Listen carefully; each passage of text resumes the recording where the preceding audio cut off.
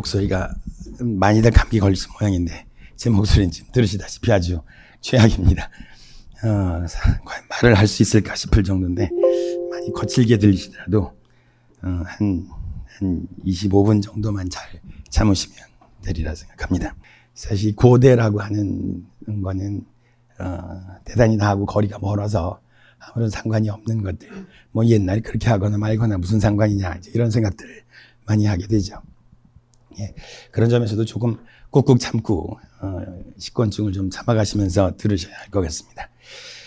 다만 그럼에도 불구하고 그 옛날 얘기가 우리와 크게 완전히 절연되어 있지도 않다는 점을 좀 말씀을 드려보려고 합니다.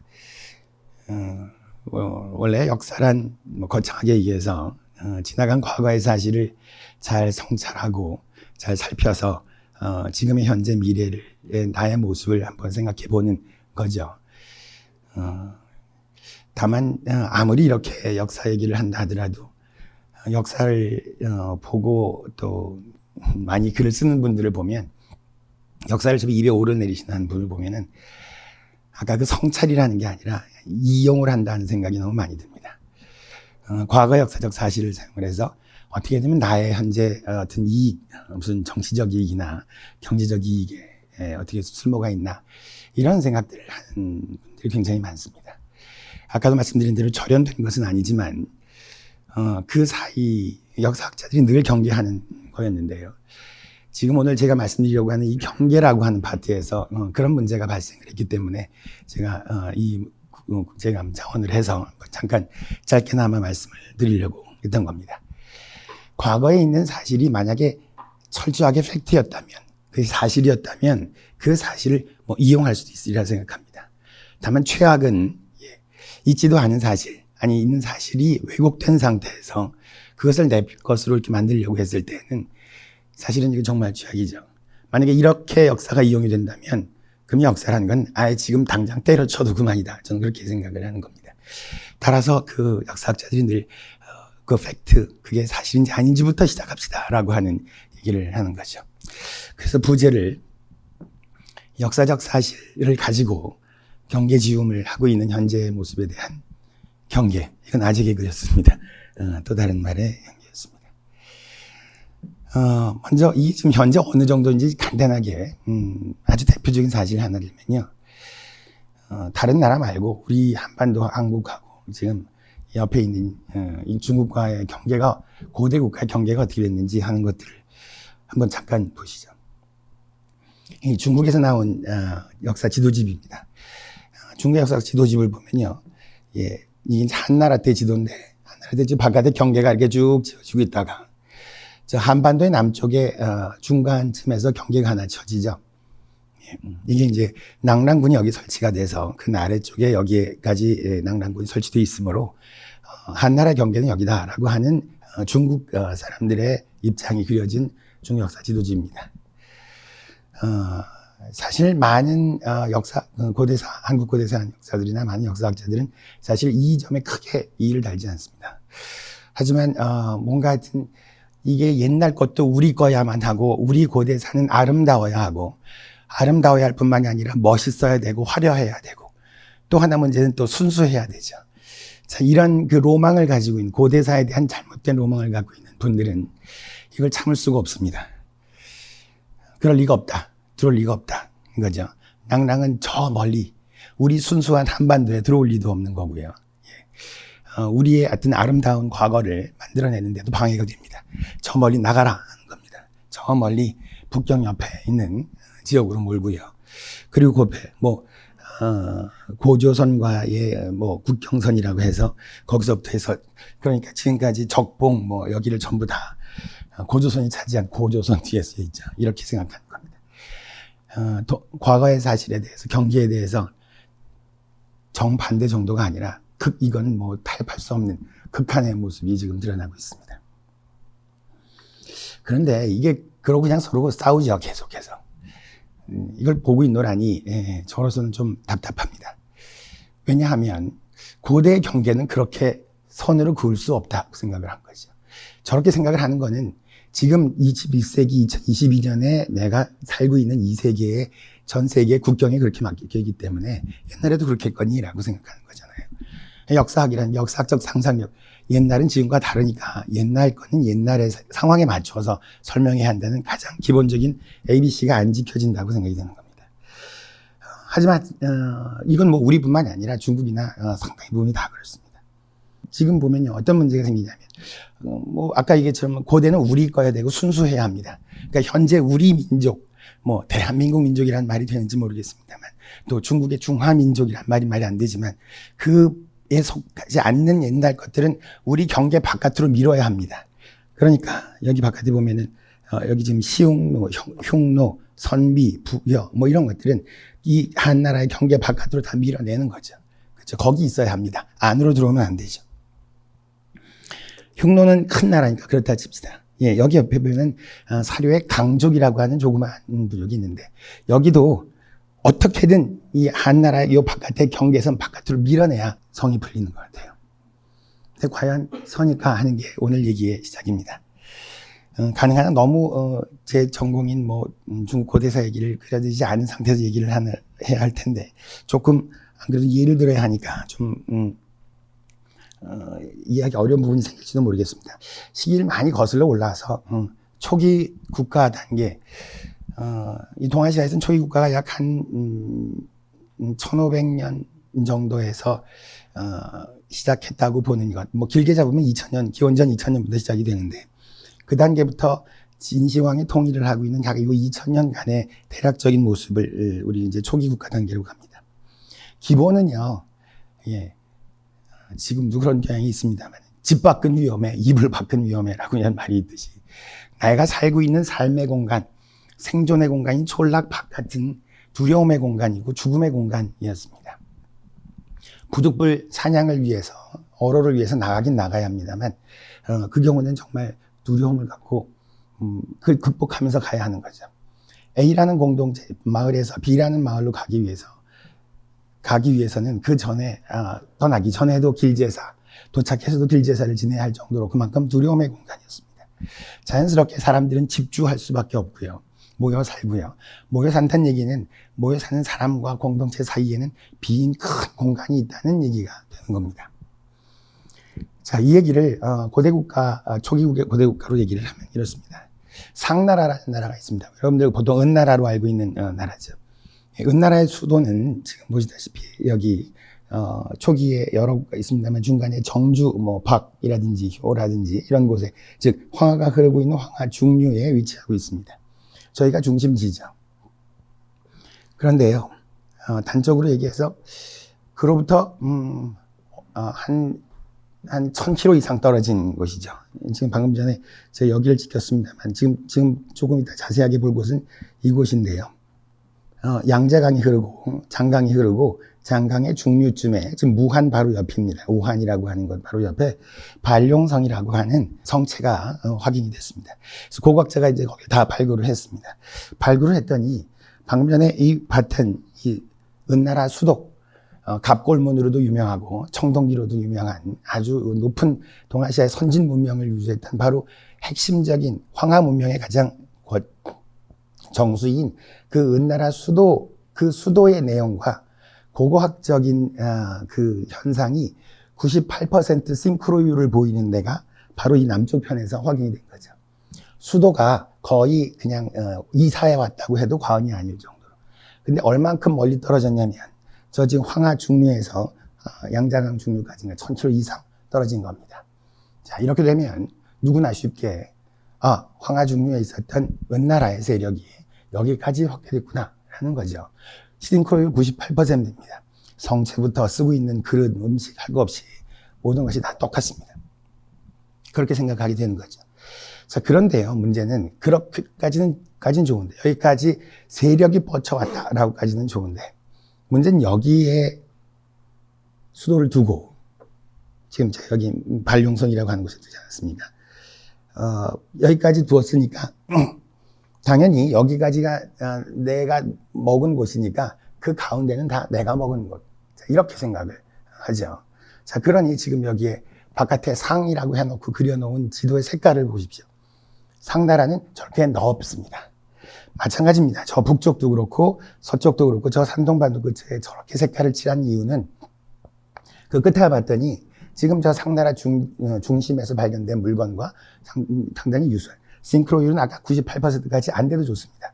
한 70%, 50%만 돼도 그것이 중앙과 유사하기 때문에, 중심과 유사하기 때문에 당연히 거기까지 세력을 미친 거고, 그렇다면 거기는 내 거, 거기는 상나라 거. 자, 이런 생각이죠. 제가 이렇게 말씀드리면 이상하잖아, 그거 왜 그렇게 했어? 라고 하지만 사실은 우리가 그렇게 하고 있는 겁니다. 알게 모르게. 물론 그렇게 하는 이유는 관심 없으니까, 옛날이 뭐 그렇게 하거나 말거나 상관이 없습니다만 그렇게 하고 있는 거죠. 그런데요, 그럼 이 사이에는 뭐 제가 일일이 길게 얘기하지 않습니다. 여기 지금 양자강 중류라고 강하 중용심 사이에는 문제는 이 상나라하고는 싱크로율이 0% 전혀 다른, 완전히 다른 종족과 다른 생각을 갖고 있는 사람들이 우르르 다 거기 밀집해 있음에도 불구하고 저기를 끄트머리까지 간 게 내 거라고 생각하는 거예요.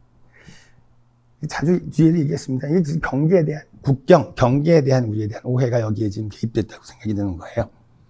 그럼 얘들이 왜 갔느냐? 내가 먹을 게 부족하면, 옛날 고대 국가에 마찬가지로 먹을 게 부족하면 옆에 있는 나라를 공격합니다. 옆에 있는 공동체를 공격해서 거기 있는 걸 내가 이렇게 차지하려고 하는 거죠.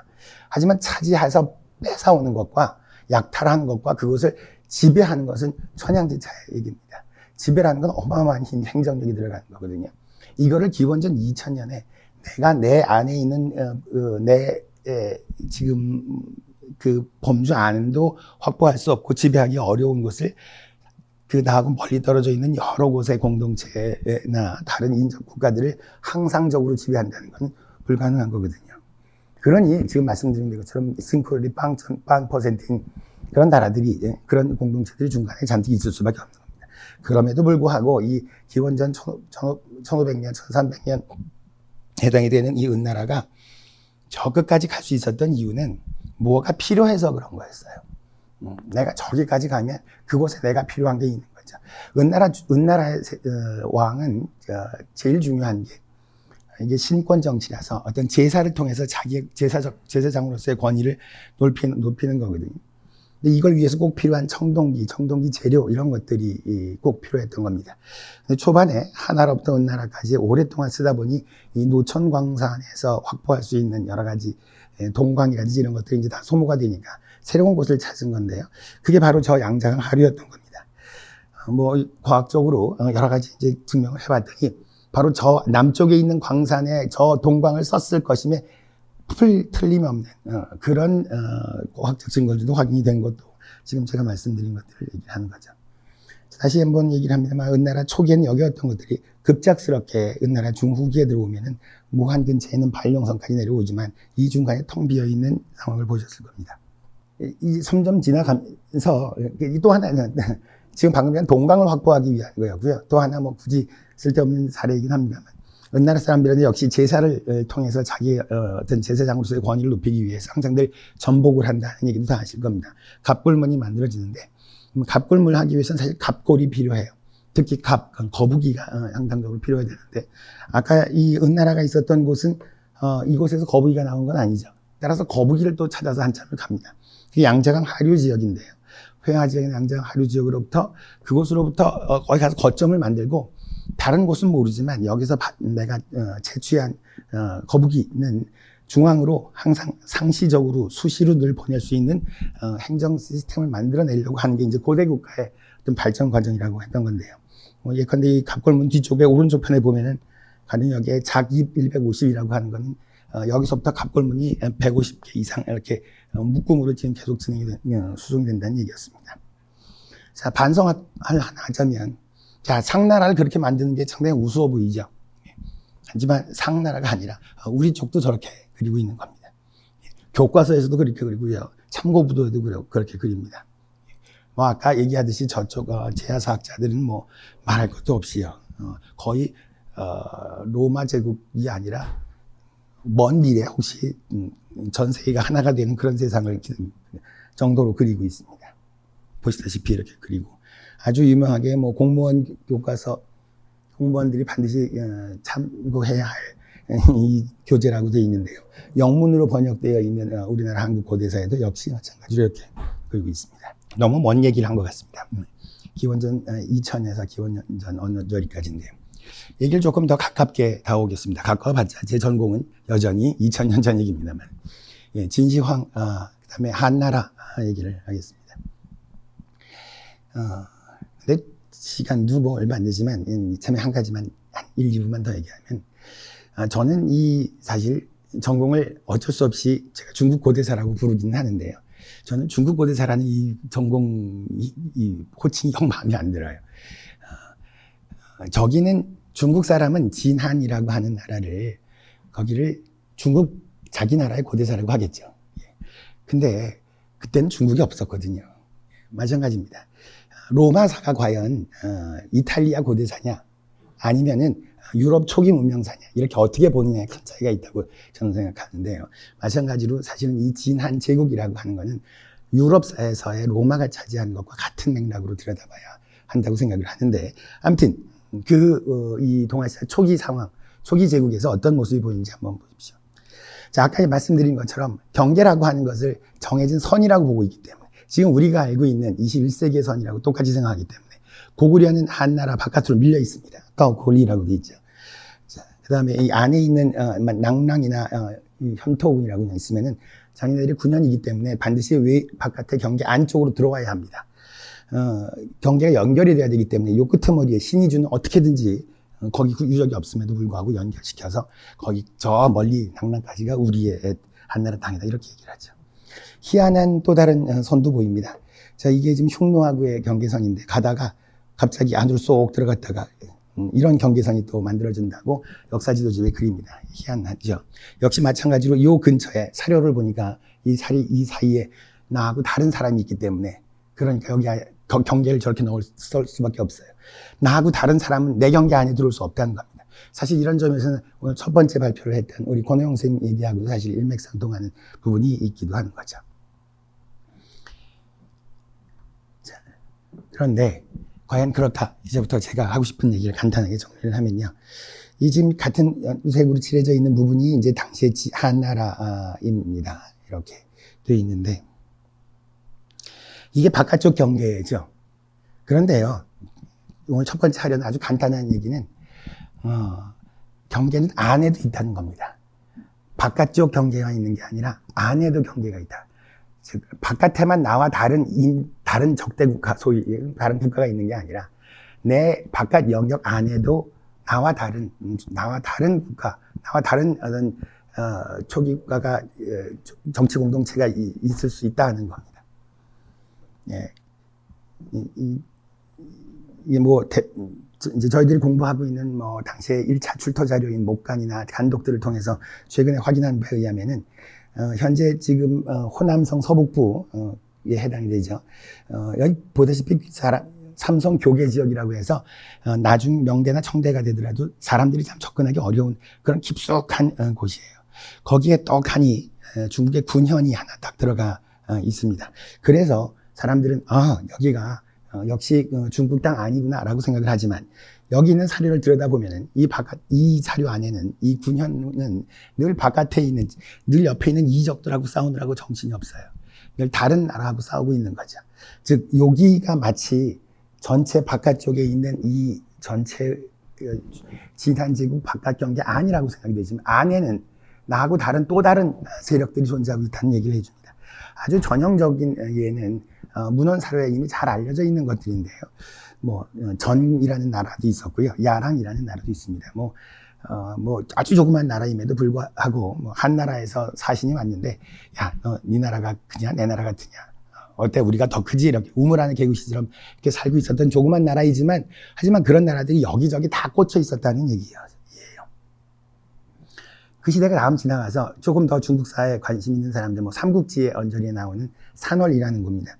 지금은 예를 들어 송대 이후는 굉장히 아주 크게 개발된 곳입니다만은, 지금 제가 여기 화면에 양자강 동남쪽이죠. 나중에 명청 시대에는 아주 크게 개발이 된 곳입니다. 강남이 굉장히 중요한 곳인데, 그곳은 이때까지만 해도, 고대까지만 해도 더 이상 제국의 땅, 중국 제국의 땅이 아닙니다. 저기는 산월이라고 하는 완전 이민족 집단이 살고 있는 별개의 공간이 이 중국 영역 안에 버젓이 들어가 있었다는 겁니다.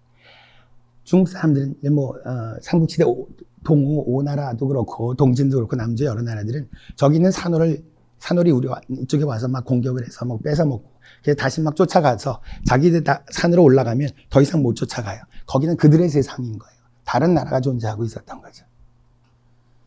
마찬가지입니다. 북쪽에도 융적. 우리는 보통 융적 하면은 저 북쪽에 있는 흉노만 북적이고 저 서쪽 경계 바깥에 빠지는 거. 즉 우리 한나라 중국 사람 아니면 융적 동이 남만 이렇게 부르지만 사료를 들여다보면 딱떡하니 수도 장안, 여기가 수도 장안이고요. 여기가 낙양이라고 하는 데입니다.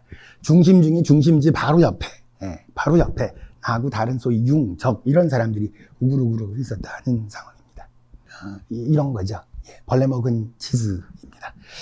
좀 더 좋은 도형이 없었습니다. 이게 아무데나 중간에도 저렇게 꽂혀 있습니다만 당연히 벌레는 어디에 더 많이 먹혀 있냐면은 변경지역, 가장자리에는 훨씬 더 그 빈 공간이 많고요.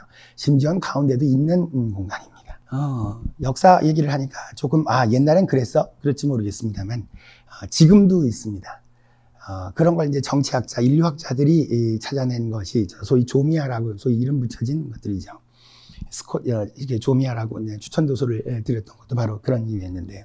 지금 보시다시피 이 동남아시아 태국, 버마하고 그다음에 라오스하고 있는 그 언저리에 있는 저 공간에는요 이렇게 쓰죠. 그 책에서 나온 예를 들어보면 바로 얼마 전까지만 해도 독립적으로 살아갔던 인간 집단의 주류였습니다. 평지의 왕국, 즉 평지에서 마치 이 지역을 전체를 다 다스리고 국가 이 전 영역이 전부 내 거라고 생각하고 그렇게 생각했던 사람들은 그냥 막연히 우리 옛날 조상이 저기서 내려왔어 이렇게 막연히 생각할 뿐이지만 그 수천 년간 그들은 이 세력과 함께하지 않았던 곳이었다는 거예요. 이곳은 지리적인 장애물 탓에 국가가 통치권을 확립하거나 유지하기가 무척 어려운 곳. 따라서 오랫동안 완전히 별개 공간으로 있었던 바로 벌레 먹은 공간. 그렇게 생각을 하셔야 되는데요. 이건 명청, 지금 제가 밑에 후한서라고 얘기했습니다만 한데 수없이 많은 자료들이 있음에도 불구하고 그 바깥 영역 안에 안쪽에 다른 빈 공간이 있었다는 사실을 생각하지 않는다는 겁니다. 자, 이게 첫 번째 얘기인데요. 조금 더 자세히 들어갈수록 재미없으시겠습니다만 조금 더 자세히 들어가면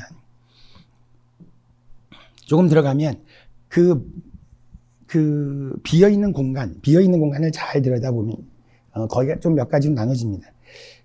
지금 아까 제가 리아라고 하는 공간을 잠깐 여기 보여드렸는데 저기인데요.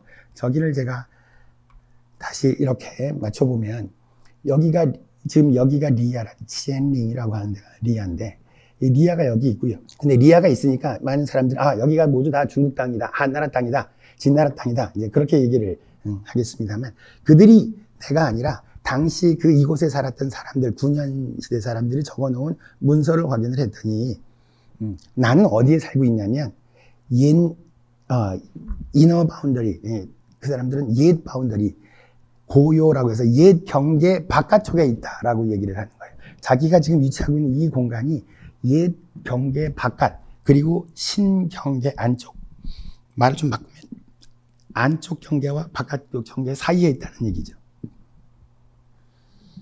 그 얘기를 좀 도표화했는데 원래 도표를 만들면 더 알기 좋아야 되는데 더 어려운 것 같긴 합니다. 제가 이제 가까이 얘기한 게 바깥쪽 경계가 있고 이쪽이죠. 여기 이제 흉노도 있고 여기 고조선도 있고 그러다 칩시다. 크게 바깥쪽이 바깥쪽 경계고 여기가 가운데가 이제 치즈 먹은 공간이라고 생각을 하는 겁니다. 근데 바깥도 좋고 안도 좋고 바깥 경계도 좋고 안쪽 경계도 좋고 옛날 경계와 지금 경계로 다시 둘로 나눠진다는 겁니다. 그래서 원래 옛날 경계가 있는데 이 옛날 자기의 경계에서 안쪽에 있는 치즈 먹은 공간을 향해서 확장을 해 나가는 거죠. 확장을 해 나갑니다. 확장을 해 나가려면 군사 기지를 만들어야 되고요. 군사 기지를 만들어서 그곳에다가 자기의 병력을 놓거나 아니면 일종의 캠프를 만드는 겁니다.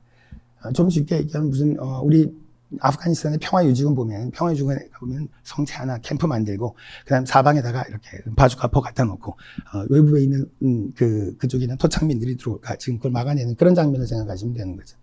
근데 그 공간은 본인들이 거기가 내 땅이라고 생각한 게 아니라 옛날 땅 바깥에 나와 있다. 즉, 옛날 땅은 있는데 새로운 공간을 내가 점령해서 이곳에 지금 새로운 경계를 만들기 위해 앞으로 나왔다라는 뜻이 되는 거죠. 그러니까 원래는 옛날 공간이 여기였는데 거기에다 거점지를 두고 있는 겁니다. 그런 반면에 여기 바깥쪽도 마찬가지죠. 그래서 바깥쪽 공간도 둘로 나눠야 한다. 옛날 공간과 지금의 공간이라고 해야 됩니다. 제가 그렇게 따지면 이건 좀 어려운 얘기일지 모르겠습니다. 좀 더 쉬운 예로는 여러분들 알고 있는 서역이라고 하는 공간인데, 서역이라는 데를 이렇게 두르면, 서역이라는 건 아시다시피 예를 들어서 호탄이라든지 뭐 우손이라든지 이런 다른 나라가 있다고 여러분들 알고 계시잖아요. 그런데 거기에는 버젓이 지금 동그라미 친 것처럼 아까처럼 군사적 거점지를 그거 안다 집어넣습니다. 그리고 중국 사람들은 그 땅도 한나라 땅이라고 생각을 하고 있는 거예요. 그 얘기를 제가 막 말씀드린 대로 좀 바꿔서 설명을 하면, 여기 제가 쓴 이 오른쪽까지 돈항 언저리까지가 옛날 경계고, 이 안에 새로운 점령지를 확보하기 위해서 거점지를 확인하는 거죠. 제가 왜 이렇게 길게 얘기를 했느냐, 우리 쪽 얘기를 마지막에 하기 위해서 했던 건데요. 초반에 낭랑 얘기를 제가 꺼냈잖아요. 네, 이곳에 뭐 동의하지 않는 분도 일부 있습니다만, 학계에서는 일단 군현 한사군이라고 하는 것이 한반도 서북부에 설치된 것은 분명한 건데요. 그러니까 문제는 분명하니까 불편한 겁니다. 그게 왜 우리 땅에 들어와 있어? 그럼 고조선은 그냥 어느 갑자기 다 없어진 거야. 원래 우리 신성한 우리의 땅이 있었는데 그 신성한 땅을 다 한나라한테 물려주고, 그리고 우리는 저 바깥에 물려나가 있다가 그렇다가 결국 AD 313년 낙랑군이 고구려가 몰아내고 나서야 비로소 우리가 우리 땅을 차지한 건가? 불편한 겁니다. 그러니까 아까 뭐 제야사학자들 여기 원래 없었다는 동, 있었다고 하는 사람들도 뭔가 좀 불편해요, 머리가. 그러니 그 안에서 일어나는 일을 서술하는 데에도 혹은 역사적으로 다시 기술하는 데도 문제가 발생한다는 겁니다. 근데요, 이렇게 생각하면 되는 거예요. 아까 제가 했던 1번, 2번 두 가지의 결론을 여기다 적용하면, 그들의 한나라의 원래 이 옛 경계, 뭐 제가 영어가 좀 왔다 갔다 하고 있습니다만은, 그 옛 경계죠. 전체적으로 이게 아우터 바운더리 내에서, 저쪽 옛 경계가 이 요동 지역으로 설치가 돼 있었던 거고요. 그 뒤에 한 무제, 이런 사람들이 이제 군현을 설치하면서 이쪽에 이제 군현을 설치하는 겁니다. 아까 제가 리아라고 하는 곳에 설치된 천릉현이라고 하는 저 구석, 내경적 안쪽으로 들어갔던 것과 똑같이 이 지역을 점령하기 위해서 점령하고 그리고 거점지를 마련했다는 겁니다. 자, 일단 그러면은 여기는 비어있는 공간. 제가 첫 번째 얘기는 도시와 도시 사이라고 하는 것이 옛날에는 많이 비어있다고 말씀드렸잖아요. 비어있는 공간이라고 생각하시고, 그 바깥쪽 경계와 함께 안쪽 경계가 있으며, 그 바깥쪽 경계나 안쪽 경계는 옛날 경계와 지금 경계가 있고, 그 사이에 군현이 들어갈 수 있다고 한다면, 낙랑군이라고 하는 거는, 소위 한 군현이라고 하는 거는 지금 이곳에 왔지만 벌레 먹은 공간이라고 생각하시면 된다는 겁니다. 벌레 먹은 공간에 그 안에 이곳을 앞으로 더욱더 집요하게 자기의 영역을 확대하려고 마음먹은 제국의 한 거점지가 들어와 있는 거라는 겁니다. 이제 진짜 마지막입니다. 그런데요, 한 가지 더 중요한 거는, 이게 너무 일방적인, 여태까지 한 얘기는 저 사람들의 사료를 가지고 제가 이용할 수밖에 없습니다. 왜냐면 남아있는 사료는 다 한나라 사료이기 때문에. 그런데요, 자, 똑같은 생각을 상대방도 똑같이 하고 있다고 가정을 해야 되지 않을까요? 원래는 아마 이 선, 즉 옛날 선, 그 선이 두 세력 간에 아마 부딪힘의 장소였을지 모르겠습니다. 그러나 지금 뭔가 영역이 확대가 돼서 이 낙랑군이라고 하는 이 점령지가 생기는 거고, 점령지에 지금 군현이 지키고 있습니다. 하지만 점이 지켰다는 거죠. 그리고 점이 지키지 않은 공간은 역시 비어있는 공간이고요. 반대로 고구려 입장, 고조선이나 고구려 입장은 자기네 토착 세력에서 자기가 좀 뒤쪽으로 물러나 있긴 하지만, 그러나 이 가운데 있는 공간은, 중간의 공간이 점이지대로서 둘이서 함께 중복되어 있는 공간이다라는 말씀을 드리는 게 제 얘기의 아주 간단한 핵심인 겁니다. 비록 역사고 옛날 먼 얘기긴 합니다만 우리 이완 선생님이 던져놓은 이야기에 한번 맞춰서 다시 한번 얘기를 좀 보면은 이 과거의 경계짓기들이 이제 굉장히 무성합니다. 뭐 사람들 사이 경계도 그렇습니다. 특히 많은 경우 국가와 국가 사이의 경계짓기가 의외로 큰 문제가 되어 있죠. 특히 그 과거의 역사적 사실을 가지고 경계를 짓고 그것을 가지고 다시 현재에서 이용하려고 하는 현재 이 세대에 뭔가 좀 반성을 해볼 필요가 있겠다는 생각을 했던 거예요. 근데 문제는 그 과거 역사적 사실 비역사적이고요. 또 너무 일방적입니다. 즉 제가 마지막에 너무 잠깐만 얘기했습니다만 중국 사료를 가지고 중국의 입장만 얘기를 하는 거예요. 그게 아니라 이쪽은 이쪽 나름대로 이쪽도 당연히 그걸 공격이 오면 방어만 하는 사람들이 아니라 원래 세력을 갖고 있었고 밀려 있었고 앞으로도 계속해서 그 사람들과 저항하고 기량하는 사람들이라는 생각을 해서 쌍방적인 각도의 설명을 해야 한다는 겁니다. 따라서 과거에 경계짓기가 있었는데 두 번째 경계를 허무는 작업을 과거에 잘못된 경계 개념을 좀 허물어 보려고 했고요. 그리고 이제 올바른 경계짓기를 다시 해서 이제 한쪽의 시각이 아니라 쌍방의 시각을 동시에 담은 그런 어떤 역사적인 고대의 경계가 앞으로 논의가 됐으면 좋겠다는 말씀 드리고 마치겠습니다.